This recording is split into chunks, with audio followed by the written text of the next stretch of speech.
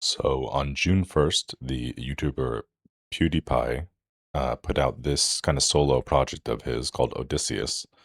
And it's a local first, privacy forward, self hosted version of UI experience you'd get from a ChatGPT or a Claude. He calls it a self hosted AI workspace. And like I said, this is just a solo project he's been working on. It's been out now for a couple days, and you can see it's up to a lot of commits. So thought it was finally time to take a look at it. A couple of viewers have asked me about it, and I was curious about it myself. PewDiePie is very concerned about privacy, and the whole kind of focus of this project was on local first and kind of being in control of your own data and information, which is obviously really important when we're talking about AI. So in this video, what I'm going to do is I'm going to show you how to install it, because I have to install it myself, get it up and running. I'm going to take a look at a couple of the features, take a little tour of it, play around with it a bit. And the main thing I want to check out is this cookbook, which seems like an interesting idea. It scans your hardware and recommends models, local models, and then you just click to download and it serves right inside. So I'm going to do that and see what it recommends for my RTX 3060 here. And then I will give you my thoughts on it. So let's get started. And if you like this video, please consider supporting the channel by joining Team Garage, which will give you early access to videos, or Team Garage Max, where you will get exclusive videos each week, as well as many other perks. I'd like to continue providing as much free, valuable content as possible, as well as better experiments on different hardware. So these memberships will really make it possible. Okay, so to install this, it's pretty simple, but he recommends Docker. There's a couple other ways. You can do it directly through Linux, Mac, and I believe Windows as well, but we're going to do it in the recommended Docker fashion. And you start by, obviously you need Docker desktop installed, and I have it up and running here, so we should be good to go. It's free to download, free to install, and if you're doing any kind of dev work, you're probably going to need it. So then we're going to git clone. So I'm just in terminal here. I'm using warp terminal. So let's clone his GitHub, and that's quick. Then we're going to go inside cd Odysseus, go inside the directory, and then copy env, and then docker compose up and running, downloading some of the elements you see in Docker.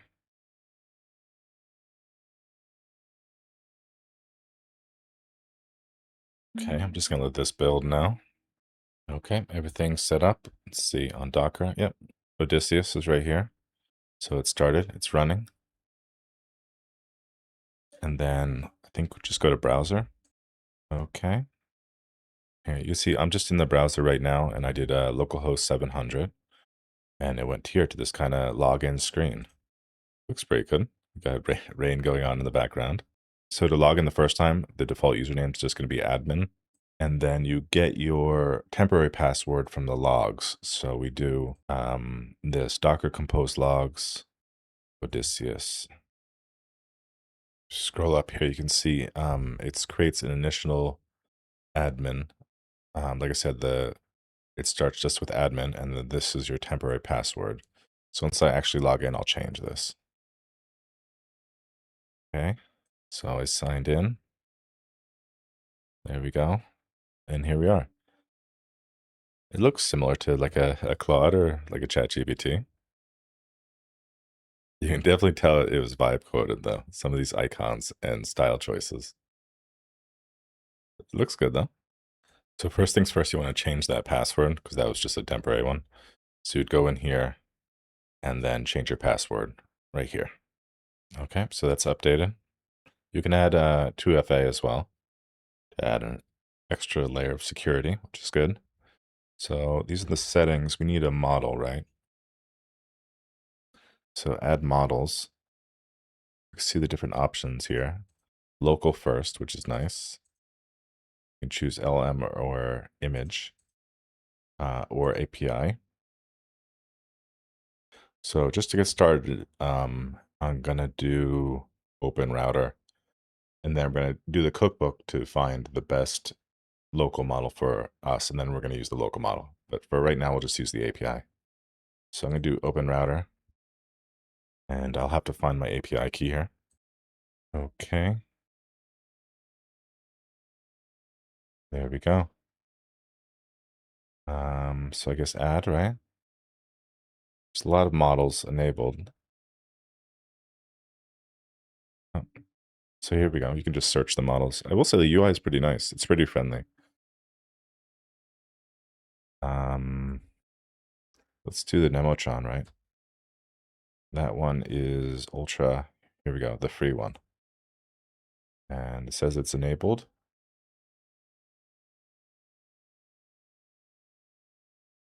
Oh no, you need to remove all of them first. And then we will get this Nemotron 3B. Okay. So one model is enabled. There we go. I think that should be okay. Oh, it has the Nemotron here. Okay, there we go. Don't know why the Nemotron didn't work properly. But I switched to Minimax. It's a little bit, you'll get little wonky stuff like that. But the Minimax responded to me. Maybe I had the wrong model selected. What's kind of cool though is it shows you like the exact cost. So that's pretty nice in terms of transparency. And then the exact tokens when I'm paying through the API. The Nemotron still won't work. Okay, we could just use the M3 for now. Okay, so I did summarize this with the GitHub, and now Minimax is summarizing it for me.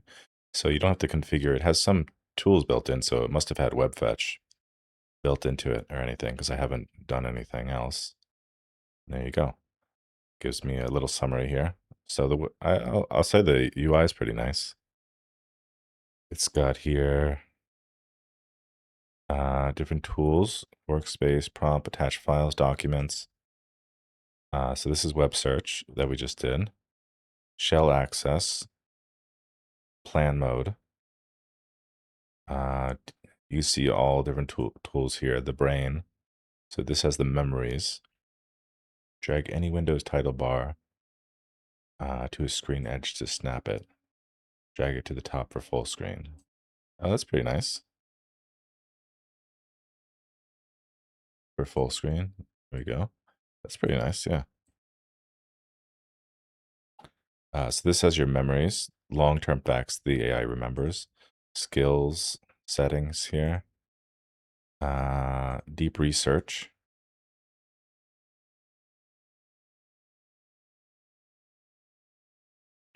So you can do, there's different topics as well, auto or product, compare, how to, fact check. Let's do some deep research. So I want to know how to use Comfy UI with local models, the best features and abilities. This is an actual research task. Let's see. So it's planning its research strategy.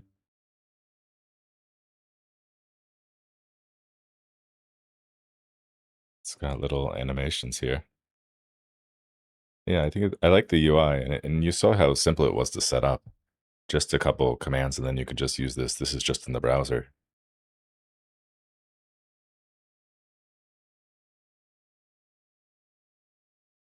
And it's spawning out into different areas, I guess. 14 sources. Reading all 14 sources. So we're running this in Docker, and Docker does give you a safer option than just running it directly on your machine. Gives you isolation from your host operating system because the app runs in this container you see instead of directly on your machine. It's a cleaner install because the dependencies stay in the container as well. And it's easier to reset if needed, if anything breaks. And the repo binds the app to your local host, so only your machine can access it. So it's persistent but contained data. There still are risks, especially if you're setting this up with an agent or tool where you give it shell or file permissions. That could screw up your stuff, but it is running in a container. I see it's gone to round 2.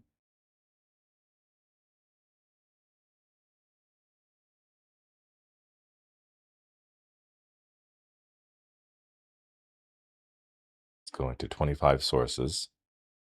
This is quite deep research. Okay, it's writing the report right now.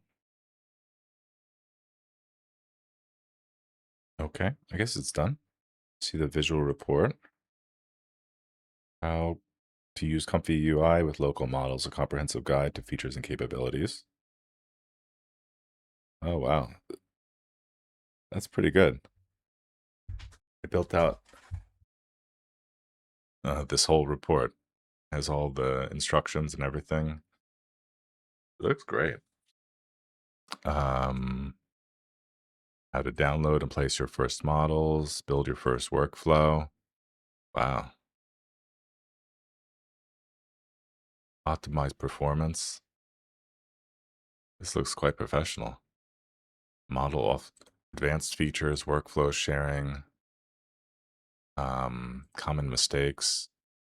Yeah, that's pretty impressive for deep research. And this is based on this Tongyi DeepResearch from Alibaba NLP. You could see it was adapted from that repo. But that's a nice feature here. And it says it should be, so in the library here. Yeah, it's in the library. So you can come back to this another time and see your research and see the report and everything. That's very nice. So let's get to the cookbook, because this was the kind of the thing I was most interested in. So a rescan. I guess this is already, oh, it already did it previously. I didn't have to do anything. This is my CPU RAM, actually. No GPU. I think there's something I need to do for that. If I run any of these models directly on my CPU, it's going to be super, super slow.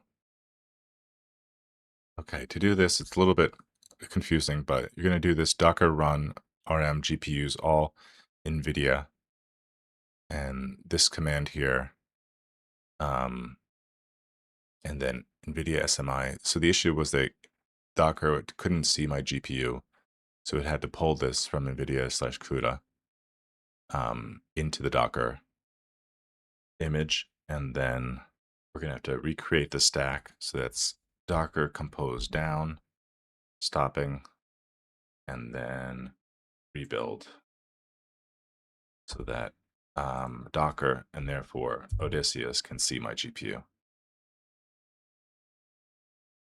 So you can verify it like this, Docker compose exact Odysseus. So now it can see my GPU.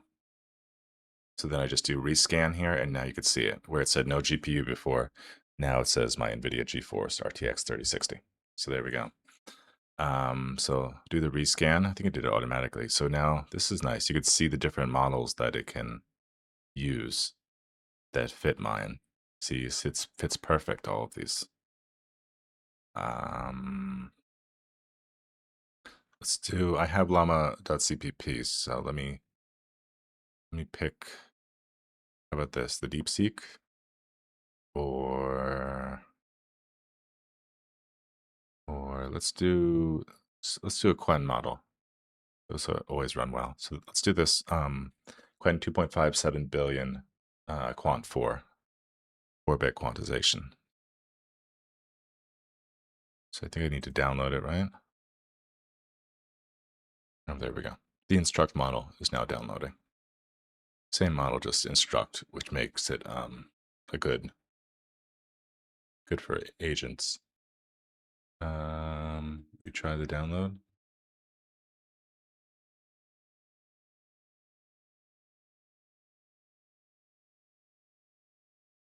This is a very local focused project, so that's why they have this cookbook, which is pretty cool. And a lot of these elements are just very user friendly. Like, you don't have to be super familiar with running with AI agents or like running in command line tools and stuff like that to get this stuff running. So I think it's definitely good for beginners.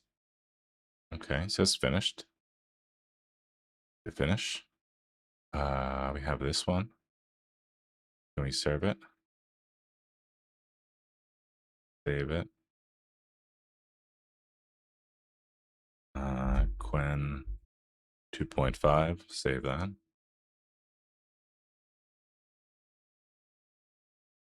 So I guess this is how I serve it separately. Oh, I think I need Llama CPP inside of the Docker. So you go to dependencies and then you can find it um, to download it. I think that's right. Okay, that finished. So let's see if I can get it running now. So you have to, it was kind of hard to see because it was cut off on the bottom of my screen, but if you go down here and see launch, this will actually launch and serve the model.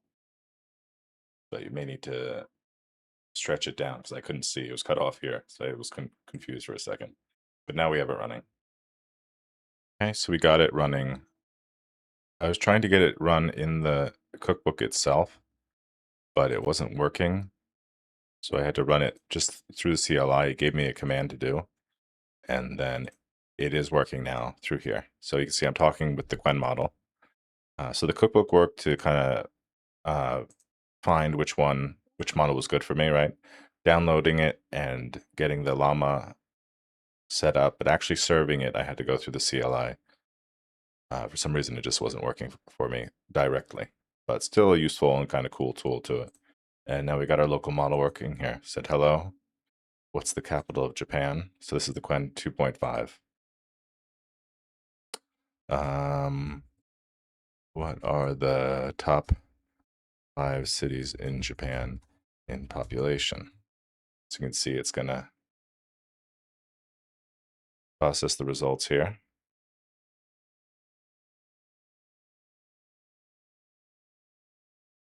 You see it's starting to answer me. Tokyo, Yokohama, Osaka, Nagoya. What's 5? Kyoto. There you go. So this is our local model, all run on my machine. Not the most powerful model because I only have an RTX 3060, but it does work. You can see the speed here, which is nice. 4 tokens per second. Not very fast, but that's my issue. And to specify, if you go into serve here and it has this, you just copy this and then run it in the CLI. If, like me, it should launch here. I was having issues with it. It kept failing. It was running and then it would fail. So I just did that command in the CLI and then we got it working. So that's all you have to do. And then in models, you just add your local model here. There you go. So I would say overall, pretty nice tool. Obviously kind of a early product, but I like the UI. It's very simple, but it was pretty easy to use and has some nice features like we saw with the deep research. The cookbook's really cool. I do like it's very local first. And you see there's probably going to be active development on it. Obviously, PewDiePie has a very large audience, and they're already up to 921 commits. So people are going to be actively working on this to support him and his work as well. So you want to check it out for yourself, you can do it. It's all open source here. I think that's going to be it for today. Hope you found this useful or interesting. I certainly did. I'd like to keep kind of playing around with this. Let me know, leave a comment. Let me know if you've tried it out, what your thoughts are on it. And if you like the video, please leave a like. Please subscribe. I'll be doing a lot more videos with different AI tools, trying them out, seeing what we can do. So thank you for watching.